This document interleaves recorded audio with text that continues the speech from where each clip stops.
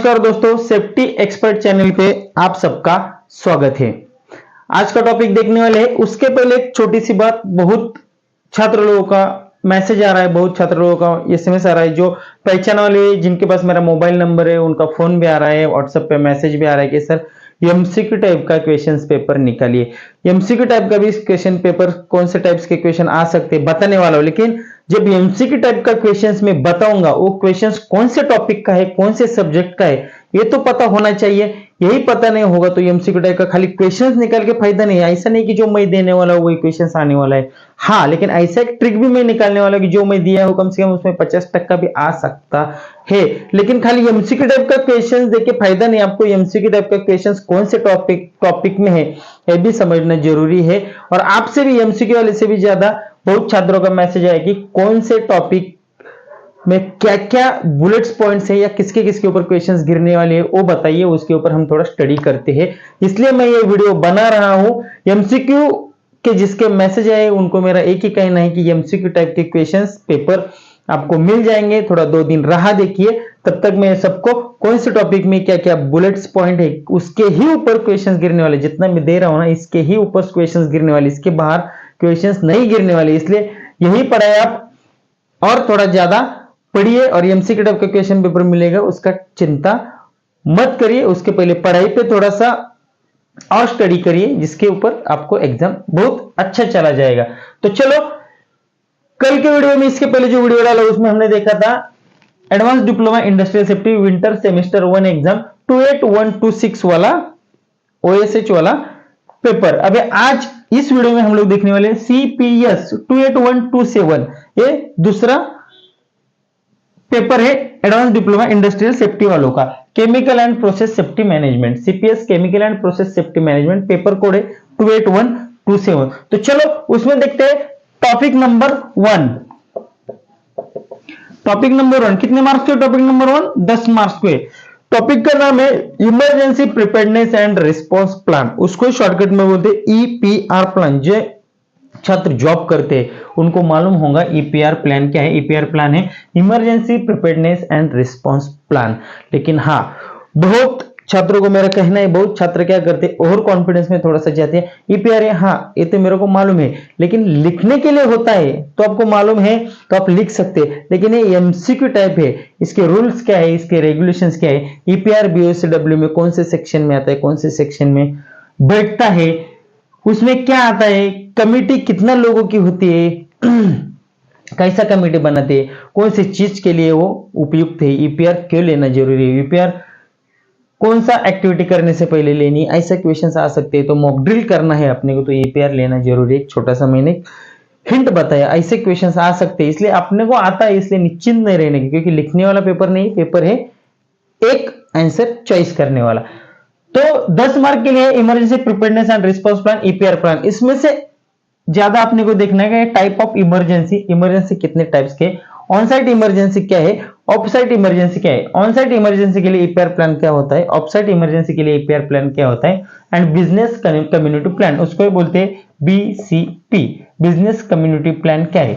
इसमें पहले टॉपिक्स में ये सब बुलेट्स पॉइंट है, इसके ही ऊपर क्वेश्चंस गिरने वाले हैं, तो आप सर्च करके या बुक्स में आपके पढ़ाई कर सकते हैं। तो चलो आगे जाते हैं। दूसरा टॉपिक है 12 मार्क्स का, वो टॉपिक का नाम है safe storage and handling of chemicals, loading and unloading and transportation of chemicals.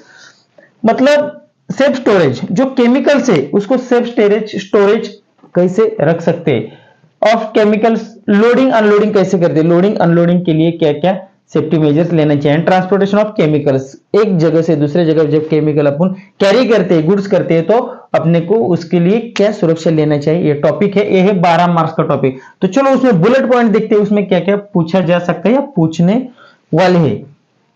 Safety in receiving, storage and handling chemical. जब स्टोरेज का मटेरियल रिसीविंग करते हैं यानी केमिकल हैंडलिंग करते हैं तो उसके इसमें क्या सुरक्षा लेना चाहिए। दूसरा है UN classification of dangerous goods, UN classification.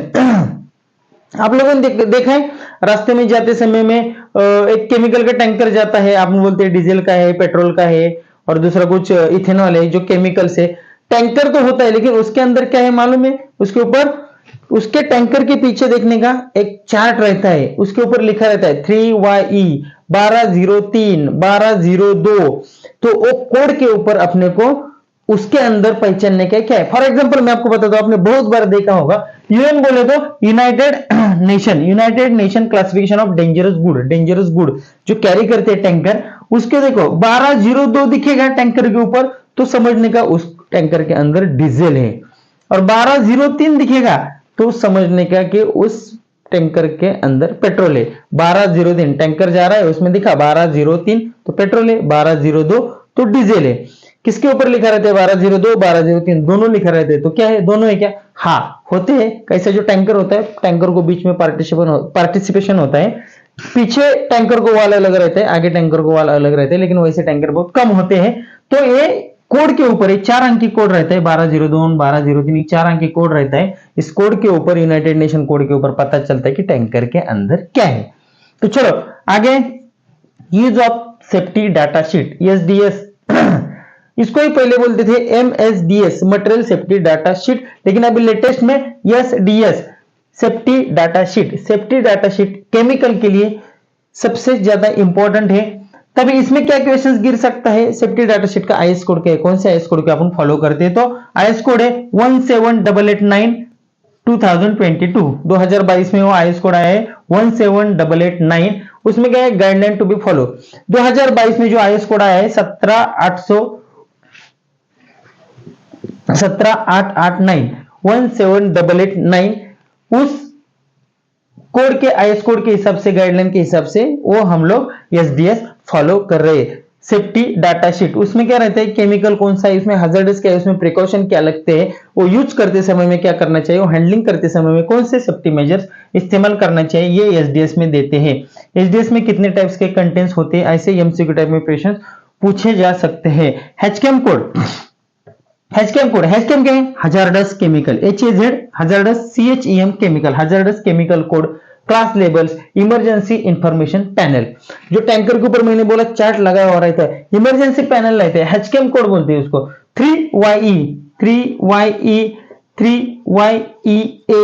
ऐसे जो कोड रहते हैं उसके ऊपर वो भी चार्ट वैसा ही रहता है। 3YE बोले तो पेट्रोल, 3YE बोले तो डीजल, ऐसा ही चार्ट जो दिया है, ऐसा ही चार्ट उसके ऊपर रहते हैं, उसके बोलते हैं हैचकेम कोड। क्लास लेबल्स रहते हैं, कौन से क्लास में आता है, A class, B class, C class, D class. Class label इसलिए रहते हैं कि समझो आग भी लग गई तो कौन से टाइप्स के क्लासेस का एक्सटिंग्विशर अपन यूज कर सकते हैं, इसलिए वो क्लास लेबल्स रहते हैं। Emergency information panel, emergency information panel के ऊपर ऐसा लैंडलाइन नंबर दिया रहता है, कंपनी का नंबर दिया रहता है, इमरजेंसी में कौन सा नंबर इस्तेमाल करना है, पुलिस नंबर है, सब नंबर इमरजेंसी इंफॉर्मेशन पैनल के ऊपर दिया रहता है। टैंकर के पीछे आपने एक बार देखा ना तो सब कुछ आपको पता चलेगा।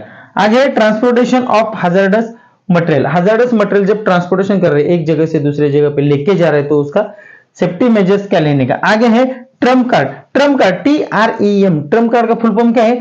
Transport emergency card. Transport emergency card इसलिए इस्तेमाल होते हैं जब इंडिया में या इंडिया के बाहर जब हम लोग मटेरियल लेके जाते हैं, ज्यादा करके chemical, hazardous material, dangerous goods लेके जाते हैं, तो ट्रम्प कार्ड होना बहुत जरूरी है। उसके ऊपर सब इंफॉर्मेशन रहती है कि केमिकल कौन सा है, कहां से कहां तक जाता है, कैसे कैरी करते हैं, उसको कुछ हो गया तो कैरी कैसे करने का है, हैंडलिंग कैसे करने का है, और उसके साथ क्या क्या सुरक्षा मेजर्स लेने वाले हैं। आगे है transfer of chemical by pipeline.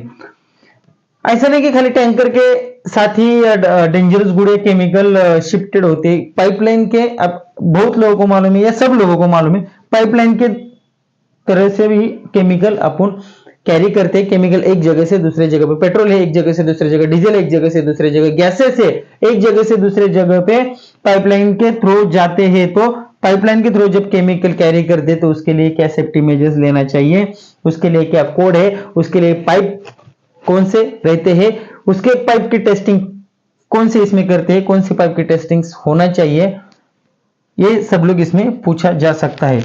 आगे है hazards in loading and unloading chemical and safety measures.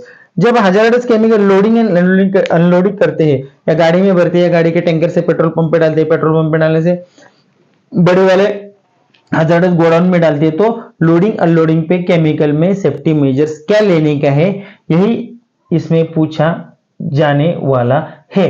तो चलो chemical and process safety management ADS का सेकंड वाला जो एग्जाम है उसमें हम लोग टॉपिक नंबर 1 और टॉपिक नंबर 2 देख लिया। अभी टॉपिक नंबर 3, 4, 5, 6 बाकी है, तुरंत वो भी देख लेंगे उसमें क्या क्या आने वाला है।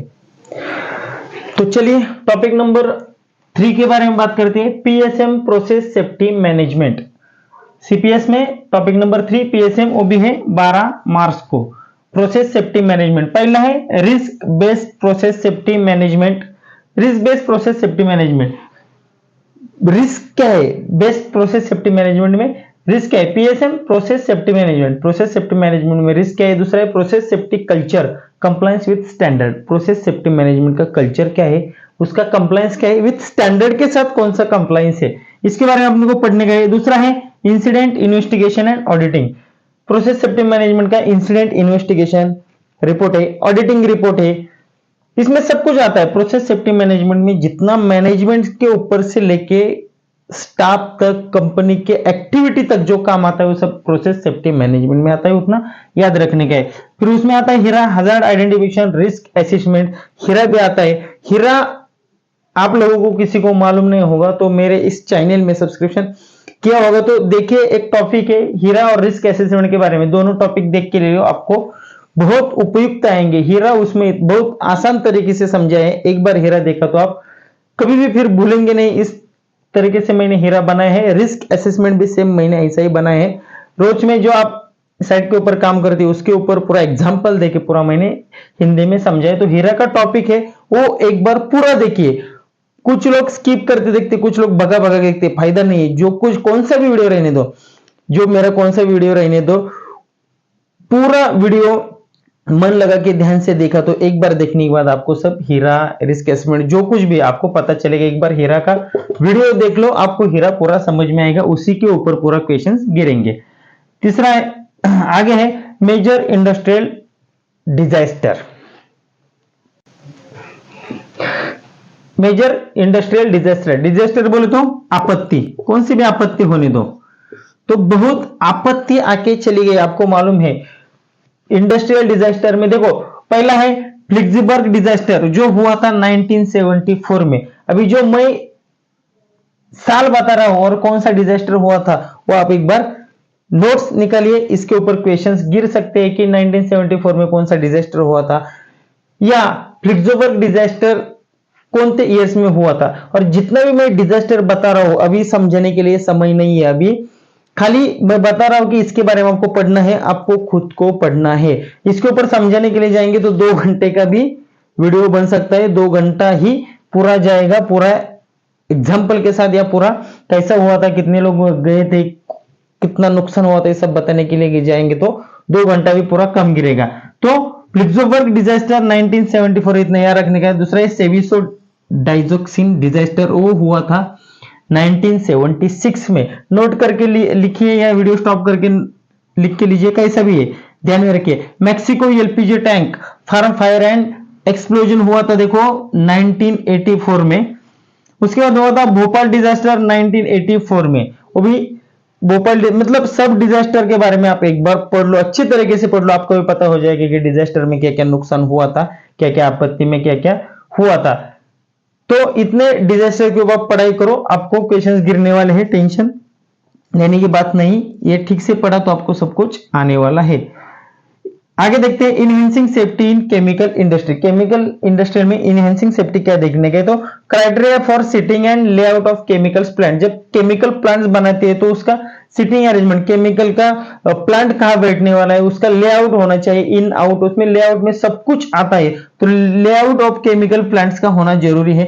दूसरा है हजार्डस एरिया क्लासिफिकेशन होना जरूरी है, कौन से एरिया में कौन सा हजार्डस है, कौन सा हजार्डस मटेरियल रहेगा, कौन सा एरिया से कैरी होगा और कौन से एरिया से इन आउट होगा, ये सब क्लासिफिकेशन हजार्डस होना बहुत जरूरी है। दूसरा है लोपा, लोपा बोलो तो layers of protection of analysis, इसका एक बार आप खुद की तरह से पढ़ाई करो। लोपा लेयर्स ऑफ प्रोटेक्शन एनालिसिस, उतना समय नहीं कि हर एक चीज के बारे में आपको बताओ, इसलिए मैं बुलेट्स बता रहा हूं कि इसके बारे में पढ़ो, इसके ही बारे में क्वेश्चंस गिरने वाले। लोपा के बारे में ध्यान से पढ़ने का है।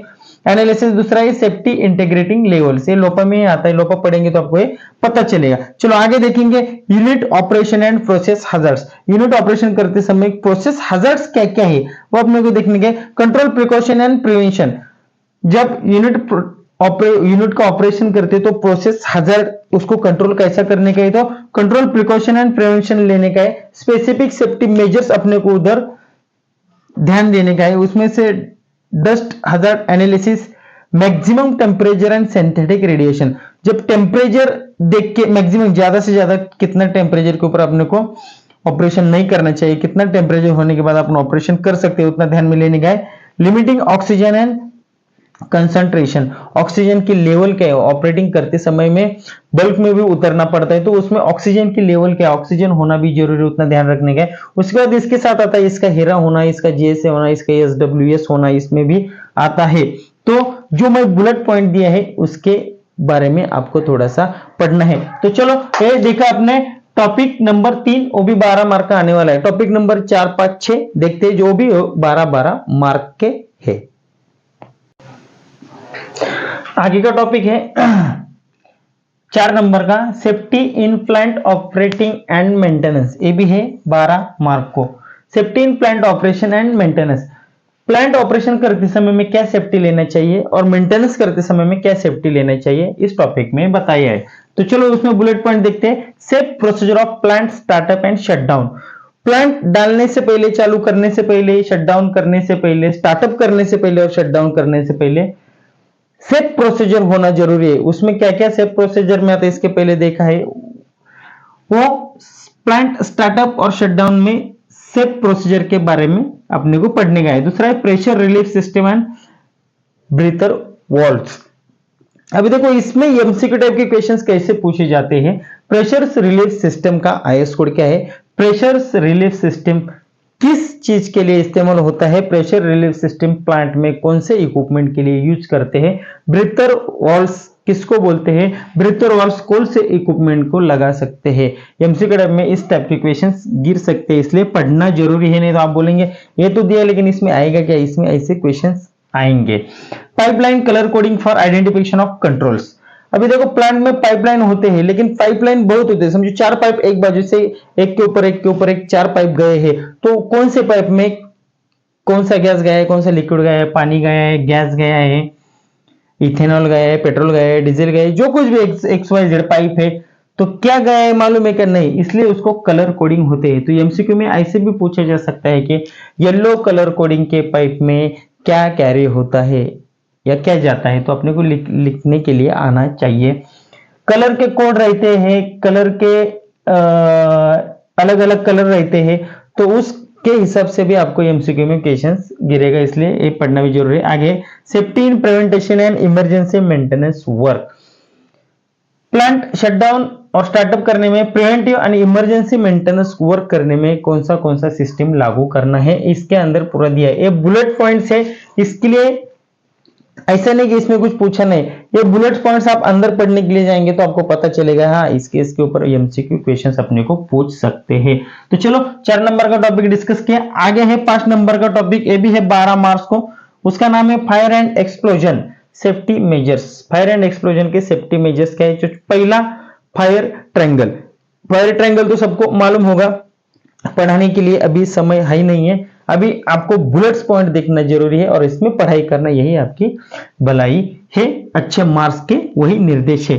फायर ऑफ ट्रायंगल, ट्रायंगल का फायर देखने का है। क्लासिफिकेशन ऑफ फायर, फायर आग के वर्गीकरण आ सकते हैं, ए क्लास में कौन सी आग है, बी क्लास में कौन सी, सी क्लास में कौन सी, डी क्लास में कौन सी आग है, क्लासिफिकेशन फायर देखना जरूरी है। इसमें भी एमसीक्यू में समझो फायर ट्रायंगल में क्या पूछ सकते हैं, कौन से 3 चीजों से आग लगती है, ऑक्सीजन, तापमान, हीट, ऑक्सीजन, तापमान, पानी, तापमान, हीट, ऑक्सीजन, चेन रिएक्शन पूछ सकते हैं, तो इसके लिए भी फायर ट्रायंगल देखना जरूरी है। क्लासिफिकेशन ऑफ फायर हो सकता है एमसीक्यू में आ सकता है 1 2 3 4 4 3 2 1 2 3 1 2, लाइन से लगाओ सही क्लासिफिकेशन फायर के कौन से, ए क्लास में जनरल फायर, बी क्लास में ऑयल फायर, सी क्लास में मेटल फायर, जो कुछ भी है ऐसे आंकड़े आके हो सकता है क्वेश्चंस आ सकता है कि क्लासिफिकेशन फायर्स के बराबर नंबर्स लगाओ, इसके लिए देखना जरूरी है। आगे है runway reaction and control measures, blue boiling BLEVE इसका फुल फॉर्म है boiling liquid expanding vapour explosion. जब बॉयलर लिक्विड का कितना वेपर्स एक्सपेंडिंग एक्सप्लोज होगा तो आगे रिस्क हो सकती है, वो लेवल मीटर में मिलता है, वो पढ़ेंगे ब्लू तो उसके ऊपर आपको पता चलेगा। आगे fire protection, design building plant exist fire door fire wall.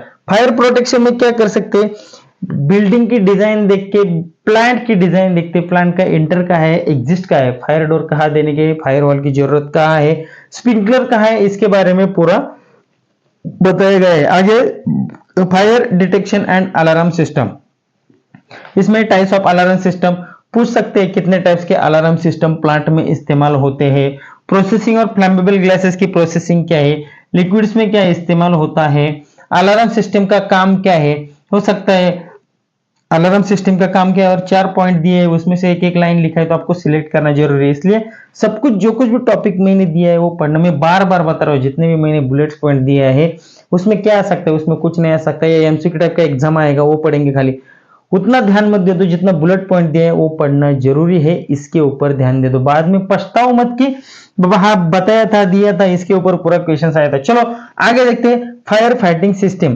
Fire fighting system में क्या देखेंगे, different types of portable fire extinguisher. Portable fire extinguisher है जैसे कि डीसीपी है, CO2 है, एबीसी है, एबीसी और डीसीपी एक में आता है, ऑटर टाइप फायर एक्सटिंग्विशर है, फोन टाइप फायर एक्सटिंग्विशर। तो पोर्टेबल फायर एक्सटिंग्विशर के नाम बताइए, उसमें से एमसीक्यू में पूछ सकते हैं, इसमें से कौन से पोर्टेबल फायर एक्सटिंग्विशर है, इसमें से कौन से फायर एक्सटिंग्विशर नहीं है, तो सिलेक्ट करने का है। आगे periodical inspection and operation as per IS. Fire system के पोर्टेबल फायर एक्सटिंग्विशर के इंस्पेक्शन और ऑपरेशन कौन से आईएस कोड से होता है, ऐसा भी क्वेश्चन गिर सकता है, 2190 एंड IS 15683 फायर एक्सटिंग्विशर का। फायर हाइड्रेंट है, देखा होगा फायर हाइड्रेंट बिल्डिंग के आजू बाजू में, रास्ते के आजू बाजू में बहुत जगह पाइप निकाला करते हैं, उसको मेल फीमेल लगा हुआ रहता है। उसके बाद मॉनिटर्स, मॉनिटर देखा होगा, जब अग्निशामक दल की गाड़ी जाती है उसके ऊपर आड़ा टेढ़ा थोड़ा सा पाइप होता है, ऊंचाई पे पानी मारता है, उसको मॉनिटर बोलते हैं। स्प्रिंकलर सिस्टम तो हर जगह पे है, फिर भी बिल्डिंग के अंदर स्प्रिंकलर सिस्टम है, CO2 है, फोम टाइप फायर एक्सटिंग्विशर है, ये सब फायर फाइटिंग के सिस्टम है। इसके आईएस कोड, इसका काम और इसका वर्किंग ज्यादा से ज्यादा कहाँ होता है, इसके ऊपर आपको ध्यान देने का है। तो CPS chemical and process safety management में एक ही टॉपिक बचा है 6 नंबर का, वो भी है 12 मार्क का, उसको भी हम लोग देखेंगे बुलेट्स पॉइंट। तो चलिए देखते हैं छठवां topic, pressure system hazards and control. Pressure systems में क्या हजार्ड है और कंट्रोल क्या क्या है। प्रेशर विशल्स कोड, इसमें ध्यान देने का है, प्रेशर विशल्स कोड, जो प्रेशर विशल इस्तेमाल होता है उसके कोड्स के ऊपर अपने को ध्यान देने का है, इसके लिए प्रेशर विशल्स कोड के बारे में पढ़ने का है। आगे inspection techniques for plant, plant को इंस्पेक्शन करने के लिए कौन से टेक्निक्स है उसमें दिया हुआ है, एमसीक्यू में आ सकता है, प्लांट को चेक करने के लिए कौन से टेक्निक्स इस्तेमाल किए जाते हैं, नीचे 4 पर ये होगा तो उसमें से राइट आंसर आपको चॉइस करना है। आगे है checklist for routine checking, routine checking का चेकलिस्ट होना जरूरी है, उसमें क्या क्या पॉइंट आते हैं उसमें इसमें बुलेट पॉइंट में दिए। Checklist for specific maintenance, specific maintenance के लिए एक अलग से चेकलिस्ट है, मेंटेनेंस करते समय में उसको फॉलो करना बहुत जरूरी है। आगे देखते हैं उसमें है pressure system hazards and control. Pressure system के हजार्ड्स एंड कंट्रोल क्या है, तो corrosion causes and protection. Corrosion के कॉजेस क्या कारण है, कोरोजन किस वजह से लग सकता है, गंज किस वजह से लग सकता है और उसके लिए प्रोटेक्शन क्या कर सकते हैं। आगे corrosion and erosion, location, causes, inspection and prevention, कौन से जगह पे कोरोजन एंड इरोजन लग सकता है, वो लोकेशन अपना मालूम होना चाहिए, उसके कारण मालूम होना चाहिए, लोकेशन मालूम होगा, कारण मालूम होगा, तो उस टाइप का इंस्पेक्शन एंड प्रिवेंटेशन हम लोग कर सकते हैं। आगे है cathodic protection of underground tanks and pipelines, जो अंडरग्राउंड लोहे के टैंक्स होते हैं या लोहे के पाइपलाइंस जाते हैं उसको कैथोडिक प्रोटेक्शन होना जरूरी है, क्योंकि कोरोजन नहीं लगेगा। तो उसके लिए कितना थिकनेस का कैथोडिक का कोड क्या है, कैसे उसको लगाने का उसका प्रोसीजर क्या है, उसमें सब दिया हुआ है, वही अपने को एमसीक्यू में एग्जाम के लिए उपयोग में आने वाला है। तो दोस्तों ये था आज का वीडियो, सीपीएस 28127 पेपर कोड है, एडवांस डिप्लोमा इंडस्ट्रियल सेफ्टी का, chemical and process safety management, वो पेपर नंबर 2 है। पेपर नंबर 1 का इसके पहले वीडियो देखा था, पेपर नंबर 2 का ये वीडियो था जो है। ए भी था 6 नंबर का 12 मार्क को, ये भी हमने देखा पूरा 70 मार्क्स में कौन से टॉपिक्स में कौन से पॉइंट पे क्वेश्चंस गिरने वाले हैं, ये हम लोगों ने सब देख लिया है। आशा करता हूं कि जैसा आपको समय मिलेगा वैसा गूगल पे आपके पास नोट्स होगा, नोट्स पे स्टडी करिए और अच्छे से अच्छे मार्क कमाइए। जल्दी मिलेंगे एक नए टॉपिक के साथ, जो बाकी स्टूडेंट है एफआर के, एफएस के, एफएफ के, उनके लिए भी सेम ऐसा वीडियो बनाने वाला हूं। और हाँ, एमसीक्यू एग्जाम के लिए या पेपर के लिए ज्यादा टेंशन लेने की जरूरत नहीं। एमसीक्यू एग्जाम का कम से कम हर एक एडीएस का एक, एफआर का एक, एफएस का एक, एफएफ का एक, तो एमसीक्यू एग्जाम मैं आपको देने ही वाला हूं। आप सोचते होंगे समझ जा रहा है, हाँ मेरे को भी मालूम है समझ जा रहा है, लेकिन ये भी देखना बहुत जरूरी है, ये भी होना बहुत जरूरी है। इसकी वजह से आपकी पढ़ाई नहीं रुकनी चाहिए, इसके लिए मैं वीडियो बना रहा हूं। जल्दी मिलेंगे एक नए टॉपिक के साथ। और हाँ, वीडियो को लाइक करो, शेयर करो, सब्सक्राइब करो और अपने दोस्त के पास जरूर पहुंचो, वो भी एक अच्छे मार्क्स के साथ पास होनी चाहिए। तब तक